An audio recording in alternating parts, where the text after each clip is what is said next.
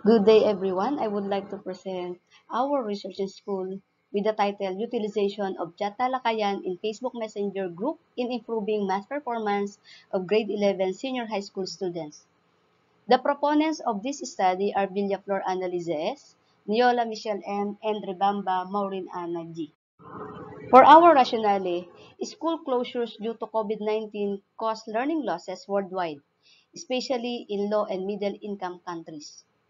According to the most recent UNICEF report, primary school children in Ethiopia are estimated to have learned between 30 and 40% of the math they would have learned in a normal school year.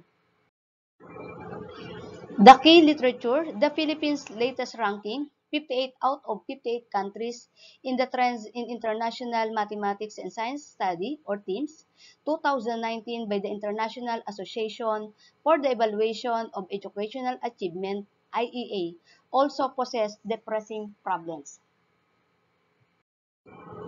For our methodology, 20 grade 11 students of NAIC Coastal Integrated National High School for the school year 2022-2023. Those students were regularly attended the Chat Talakayan. Purposive sampling, and we have grade 11 maths assessment, pre-test and post-test to determine the students' progress in math.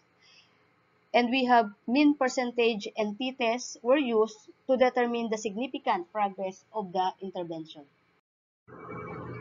For our findings, the table 1 shows students' scores in math before using Chat Talakayan. We have the pretest, the mean is 6.75 and the standard deviation is 1.97.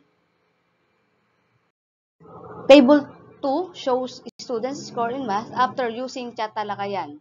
The post-test, for post-test, mean is 21.15 and the standard deviation is 2.6. And table 3 shows difference between the students' performance in math before and after using Chat Talakayan. We have the difference for mean between post-test and pre-test is 14.4. Then the p-value is less than 0.00001 and the t-test is 18.01. It means that the result is effective. For the implications, even in grade 11, there are students who lack the basic knowledge of math, so intervention programs that could aid students in improving their math skills even outside schools are necessary. Chat Talakayan can be used and modified by other teachers in helping improve other students' performance in other learning areas as well.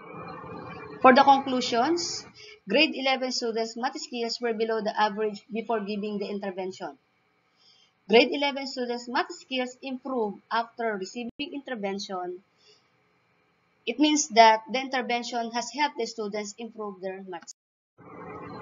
For our recommendations, the intervention program needs to be tested on other groups of learners and learning areas to confirm its effectiveness further.